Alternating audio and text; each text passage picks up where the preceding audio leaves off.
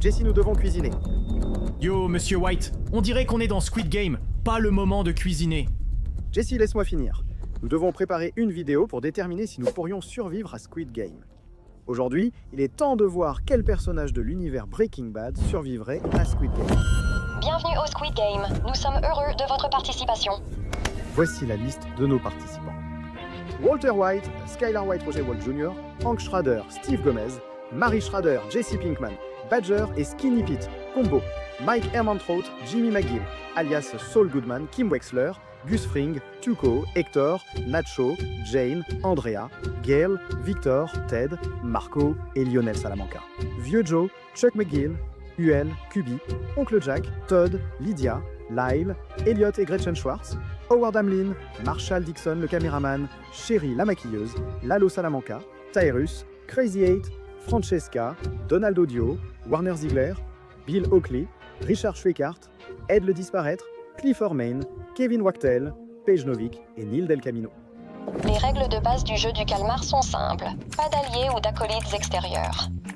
Deuxièmement, aucune arme extérieure, à l'exception de tout équipement nécessaire à la survie. Troisièmement, pas de magie. Quatrièmement, les capacités naturelles sont autorisées. Le premier jeu est feu rouge, feu vert. On avance quand il crie feu vert et on s'arrête quand il crie feu rouge. Si un mouvement est détecté après, vous serez éliminé. La vitesse, le sang-froid et l'athlétisme seront vos meilleurs atouts dans cette manche. Parlons donc des personnages qui excellent dans ces domaines. Hector Salamanca serait normalement un perdant assuré dans cette manche, pour des raisons évidentes, mais il a une famille remplie de membres dévoués du cartel qui pourraient l'aider à traverser. La famille, c'est tout. Marco et Lionel, les jumeaux, sont certainement assez stables pour passer cette manche, et ils feraient en sorte qu'on puisse en dire autant pour leur oncle, étant donné qu'il les a élevés à placer la famille au-dessus de tout.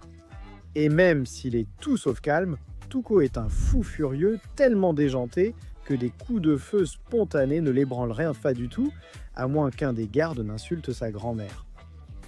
Ils ont manqué de respect à ma abuelita. Donc pour l'instant, on va dire que la position de Tuco dans les jeux est Serré, ouais. des criminels dangereux tels que Mike, Victor, Tyrus, Todd et Gus sont bien placés pour l'emporter. Ces 5-là commettent souvent les crimes les plus odieux de la série, sans montrer presque aucune émotion. Et cela vaut aussi pour certains des moindres méchants comme Nacho et Jesse. Mais comme d'habitude, nous devons aussi souligner quelques-uns des gagnants les plus surprenants du jeu. Tout d'abord, Walter Jr. pourrait sembler être l'une des éliminations les plus évidentes à ce stade.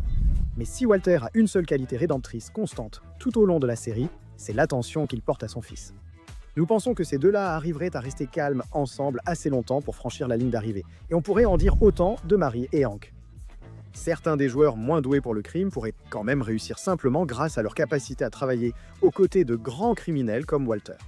Francesca, Marshall, Sherry, Lyle et Vieux Joe sont assez malins pour travailler respectivement avec Jimmy, Gus et le duo principal, ce qui nous amène à penser qu'ils sont probablement prêts à affronter à peu près tout ce que ce jeu pourrait leur réserver. Et être en bons termes avec certains joueurs puissants est toujours une bonne chose. Il y a beaucoup de concurrents solides dans ce jeu, mais cela dit, il reste encore pas mal de traînards qui n'ont pas de chance. Sans papier d'aluminium pour le protéger de toutes ces maudites lumières électriques, Chuck ne pourrait pas supporter le stress de ce jeu bien longtemps. Joueur éliminé. Alors que la plupart des avocats dans ce jeu, comme Kim et Jimmy, seraient assez posés et ou moralement flexibles pour gagner ce jeu sans trop de problèmes.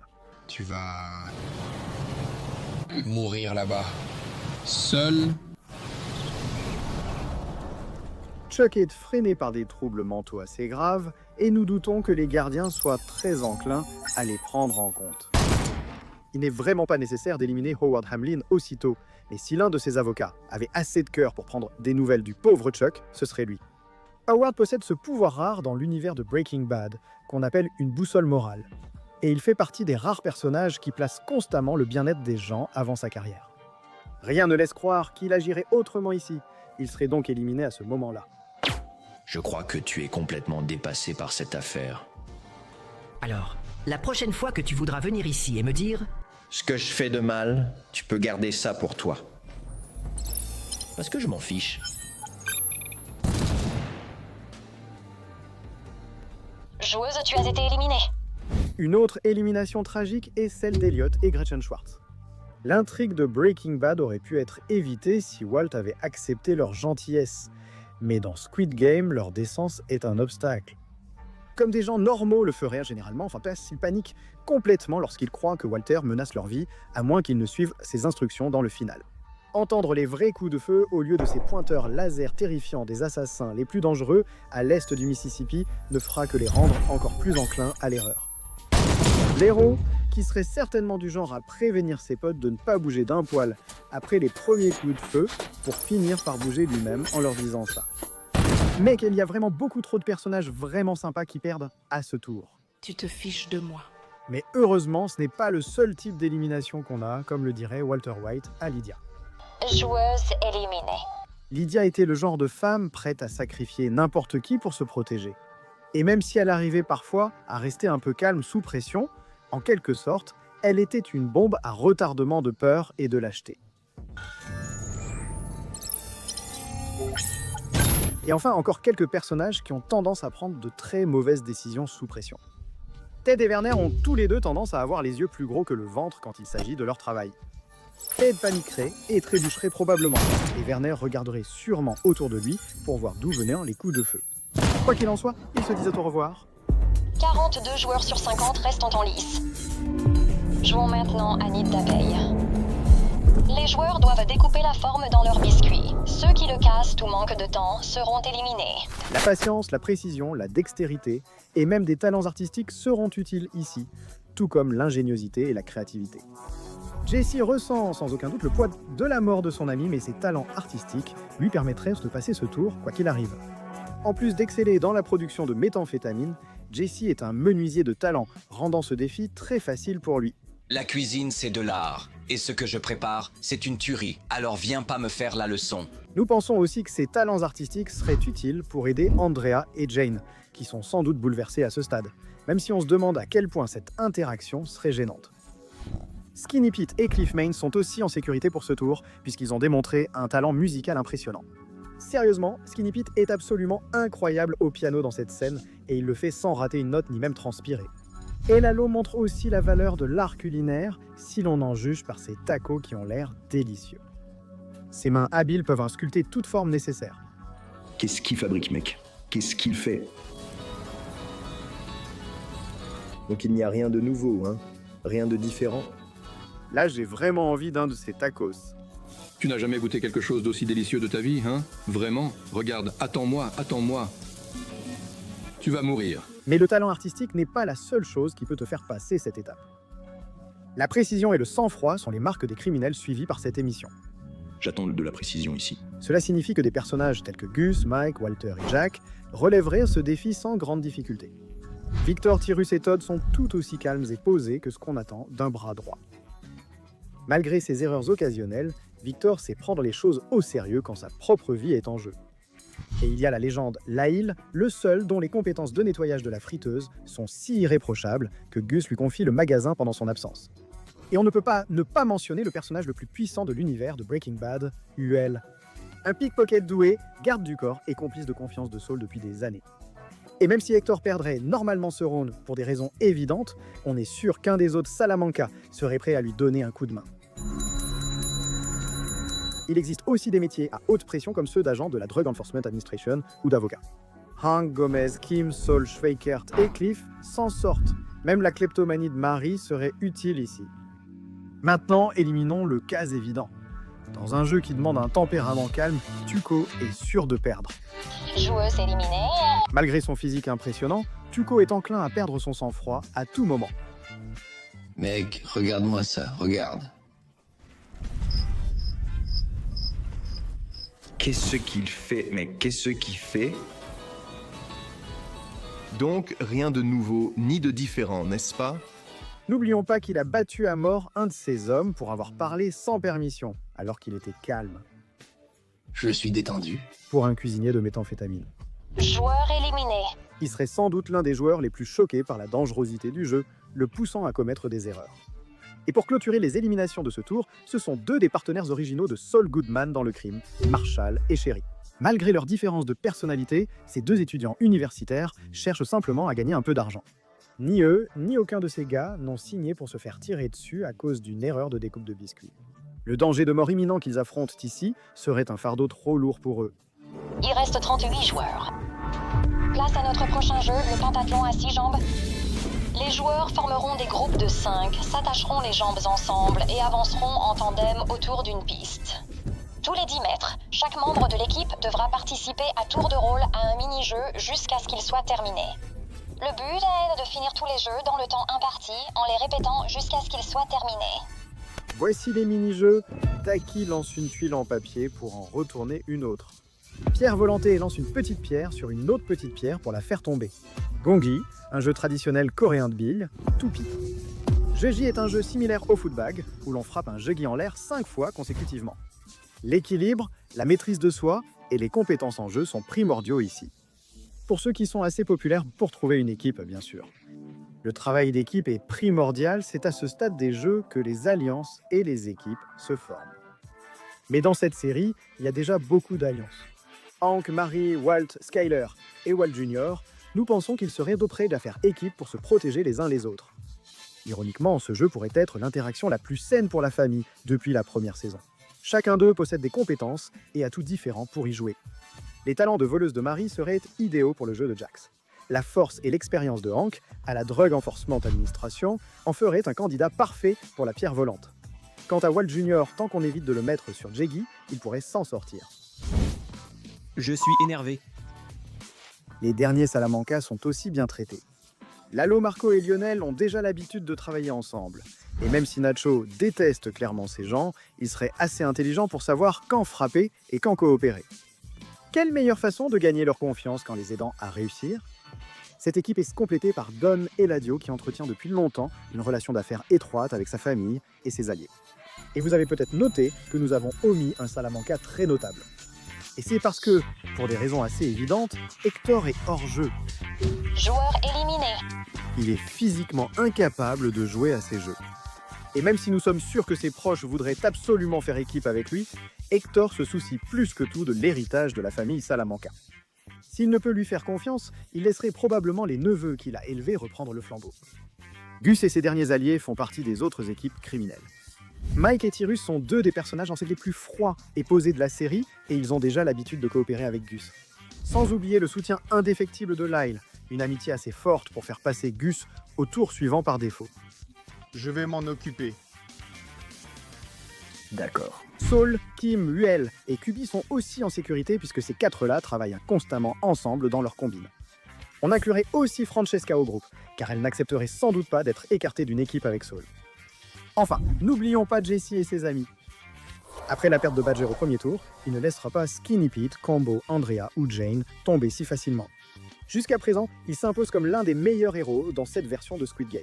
Je suis celui que ton patron a amené pour te montrer comment faire. Tant mieux pour toi, Jesse. Mais c'est moins bien pour les joueurs qui n'ont pas pu intégrer une bonne équipe. Rich, Schweikart et Cliff Main ont peut-être quelques alliés dans le jeu, mais aucun n'est assez dévoué pour choisir de s'associer à des vieux messieurs, certes intelligents, plutôt qu'à des criminels impitoyables et expérimentés. Seules les équipes moins impressionnantes risquent l'élimination. Paige, Kevin, Bill Oakley, Vieux Joe et Ed, le dispariteur. Joueurs éliminés. Ne seraient-ils pas des joueurs de second plan dans un contexte normal ? Cela dit, dans ce tour, tout le monde sauf eux est soit un concurrent nettement plus fort, soit déjà établi comme allié d'un concurrent nettement plus fort. C'est juste... faux. Pour cette raison, ces 5-là sont hors jeu, ce qui nous laisse avec... Il reste 30 joueurs. Notre prochain jeu est Mingle. Voici les règles. Les joueurs se tiendront sur une plateforme tournante au centre d'une grande salle circulaire. À tout moment, un chiffre sera annoncé et à ce moment-là, les joueurs auront 30 secondes pour se regrouper en groupe de ce nombre et sécuriser une pièce pour eux-mêmes. Tout joueur qui ne trouve pas une pièce avec le bon nombre de joueurs sera éliminé.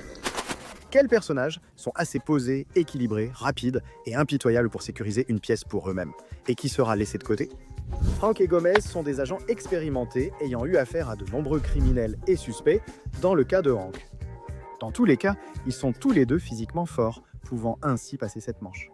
Et Marie survit par extension, puisque Hank donnerait la priorité à sa survie plutôt qu'à la sienne.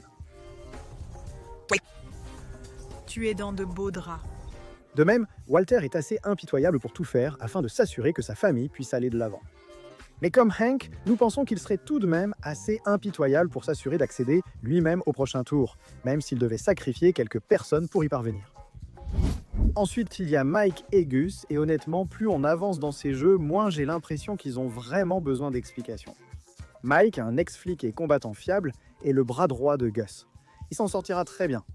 Et on peut en dire autant pour Tyrus, Marco et Lionel. Nous devons malheureusement dire au revoir à Lail, Joueur éliminé.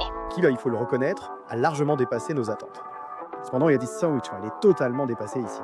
Il est l'un des joueurs les moins physiques encore en compétition, et son utilité pour Gus a probablement déjà pris fin, malheureusement pour lui. De même, Victor n'a pas montré autant de valeur que Tyrus ou Mike pour Gus, donc c'est la fin de l'aventure pour lui, bien que moins douloureuse que dans la série. Joueur éliminé. Et la prochaine à partir, c'est Jane. Jessie ferait vraiment tout son possible pour qu'elle passe ce tour, mais honnêtement, on pense qu'elle paniquerait juste assez pour se saboter elle-même. On pourrait voir Jessie la traîner, mais elle échouerait juste avant la fermeture de la porte, laissant passer l'un des concurrents les plus forts. Joueuse, vous avez été éliminée. Plus tragiquement, la condition de Walt Jr. signifie qu'il aurait vraiment besoin de s'appuyer sur sa famille dans cette épreuve. Joueuse éliminée. Comme Jane, ce manque de force physique signifie qu'il pourrait facilement être mis de côté par l'un des joueurs les plus impitoyables, comme Todd ou Lalo, pour s'assurer une place au prochain tour, ce qui leur vaudrait la colère de Walter au passage. Crazy 8 est l'un de ses antagonistes secondaires, qui est un peu moins intelligent qu'il ne le pense. On pourrait le voir essayer de piéger Nacho, les jumeaux ou d'autres, seulement pour que ça lui retombe dessus. Joueur, vous avez été éliminé. Francesca, secrétaire et alliée peu athlétique de Saul, n'est pas une criminelle sans pitié.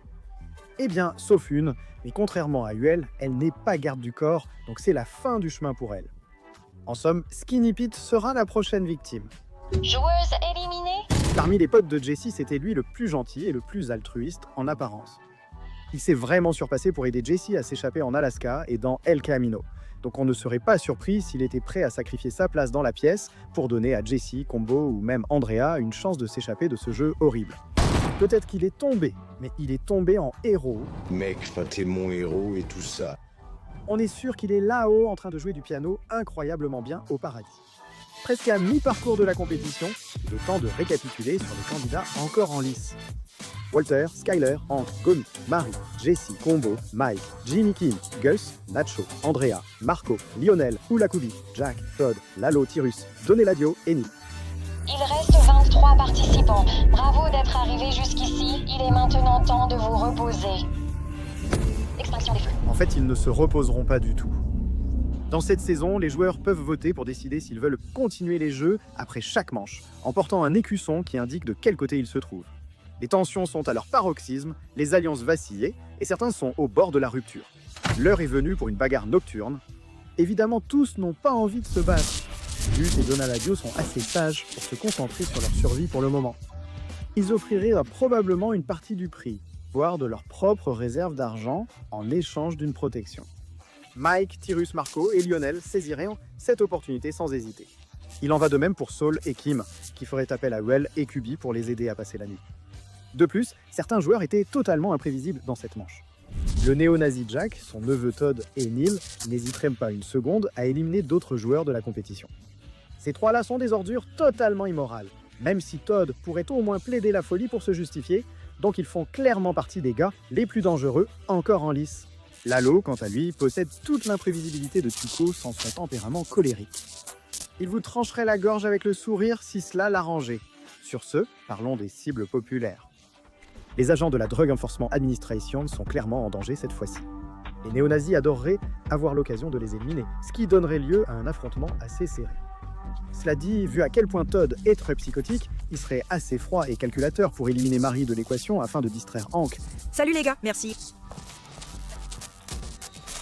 Permettant aux deux autres de tuer Gomi pendant que ce dernier est trop aveuglé par la rage pour les arrêter. Joueurs éliminés. Ces salauds ne survivraient pas tous cependant. Après que Gomi ait été abattu, Jack tomberait victime de la dernière tentative de Walt pour sauver son beau-frère. Mais malheureusement, cela ne ferait que permettre à Todd et Neil de s'allier pour tuer Hank. Joueurs éliminés. Walt survivrait principalement car Skylard pourrait le persuader de rester après la défaite de Jack.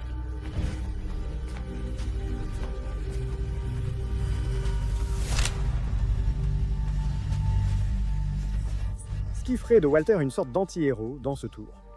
Lalo ne rate jamais une occasion de régler les derniers détails, et on parie qu'il se méfie probablement de Nacho à ce stade. Un point de vue qu'il a sans doute partagé avec ses alliés, scellant ainsi le destin malheureux de Nacho. Joueur éliminé. Nacho ne serait pas sa seule victime. Lalo tenterait de surprendre Sol et Kim, menaçant leur garde du corps avec l'aide des jumeaux. Sol négocierait pour sa vie et celle de ses alliés, mais ne réussirait qu'à convaincre Lalo de se contenter de tuer Kubi. Tout va bien, mec.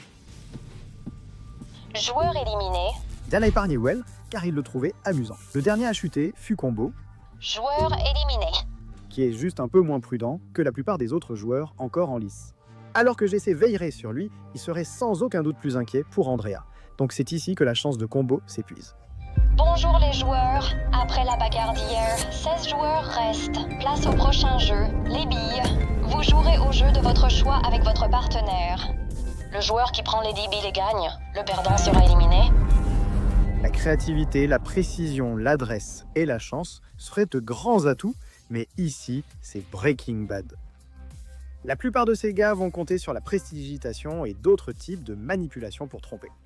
Et bien sûr, faire équipe avec quelqu'un avant de connaître la nature du jeu complique encore un peu plus les choses.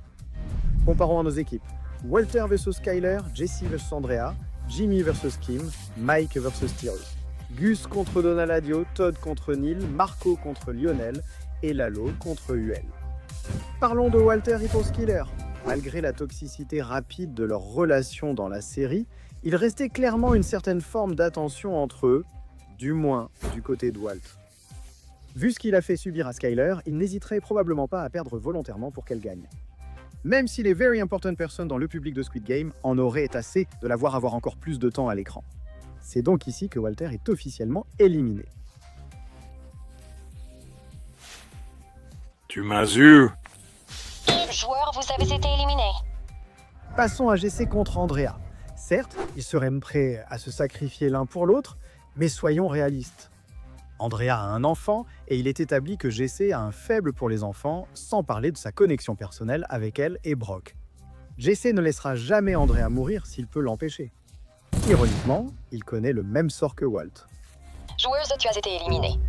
Ensuite, il y a Jimmy et Kim. Tous les deux ont fait des choses impitoyables dans leur travail juridique, mais quand il s'agit de se saboter l'un l'autre, ils y réfléchiraient à 2 fois. Malgré le repentir de Jimmy à la fin de Better Call Saul, Kim ne se sentirait pas capable de tuer l'homme qu'elle aime, ou du moins qu'elle a aimé à un moment donné. Pour sa conscience, Kim se sacrifie pour le groupe. Joueuse éliminée. Ensuite, Mike affronte Tyrus, ce qui semble injuste pour ce dernier. Ouais, ce sont tous les deux des criminels très froids, mais Mike a de l'expérience des 2 côtés de la loi. Il est aussi visiblement plus âgé que Tyrus, donc il a l'avantage de l'expérience. Quoi qu'il arrive ensuite, ça ne va pas se passer comme tu le penses. En gros, je suis toi, mais en plus fort. Joueuse, tu es éliminée. Passons à Gus contre Doneladio. Une fois de plus, l'avantage semble revenir à Gus.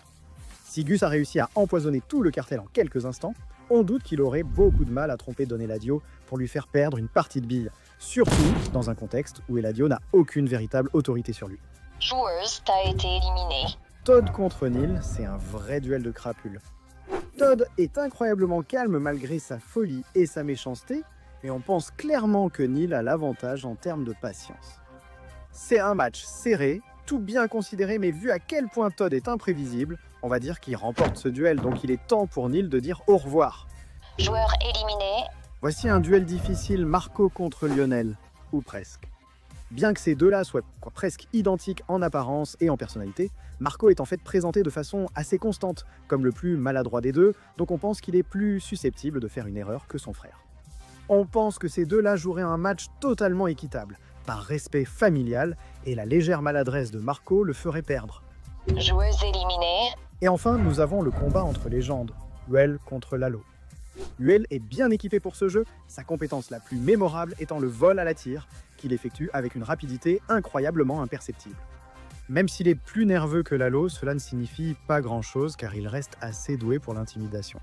Lalo, quant à lui, est charmant et imprévisible, mais son ego pourrait causer sa perte. La seule raison pour laquelle Lalo n'a pas tué Gus dans la saison 5, c'est à cause de sa négligence. Donc, Lalo tombe, tandis que UL survit pour régner un autre jour.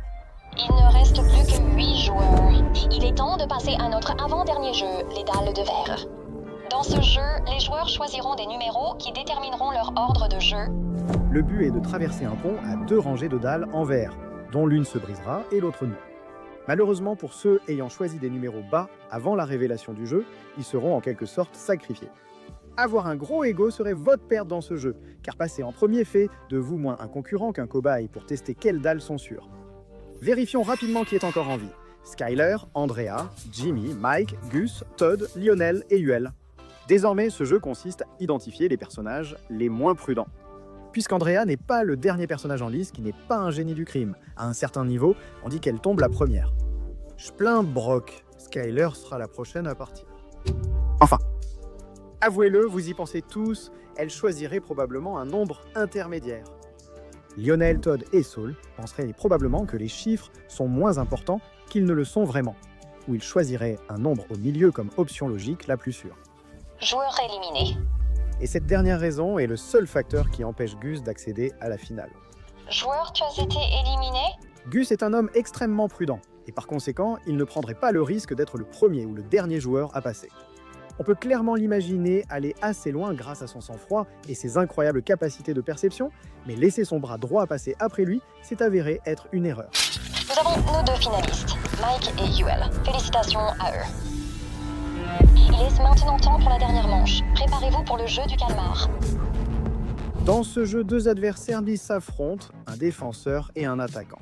L'attaquant doit atteindre le sommet du terrain ou la tête du calmar et la toucher avec son pied, tandis que le défenseur doit l'en empêcher. Ou du moins, c'est ainsi que le jeu du calmar se joue traditionnellement, mais ici c'est plutôt un combat à mort. Voilà quelque chose d'intéressant. Je ne m'attendais pas à ce que Yuel arrive aussi loin, aussi drôle que ce soit, mais honnêtement, avec le recul, j'aurais peut-être dû m'y attendre. Il compense son manque de vitesse par l'intimidation et la dextérité. Nous ne doutons pas que Yuel ait quelques tours dans sa manche, qu'il ait gardé l'aiguille de l'épreuve du découpoir à biscuits, ou qu'il utilise simplement quelques cailloux au sol à son avantage. Mike, quant à lui, a des décennies d'expérience policière et une expertise criminelle à son actif. Il est fort pour un vieux, très calme, et il ne baisse jamais sa garde à moins d'être sûr qu'il peut vous faire confiance. Mais même si ces deux-là ont leur mérite, Mike a quelque chose que Yuel n'a pas, à notre connaissance. Une petite fille pour qui se battre. Son but principal dans la série est de gagner de l'argent pour subvenir aux besoins de Kaylee, quitte à faire des choses sales pour y parvenir. Yuel a vraiment dominé dans ce jeu, mais pas assez pour battre Mike. Sans parti pris, ce gars est trop doué pour perdre au jeu du calmar. Félicitations à sa famille nouvellement riche, qui a obtenu de l'argent par des moyens totalement légitimes et conformes à la loi. Pas de demi-mesures aujourd'hui.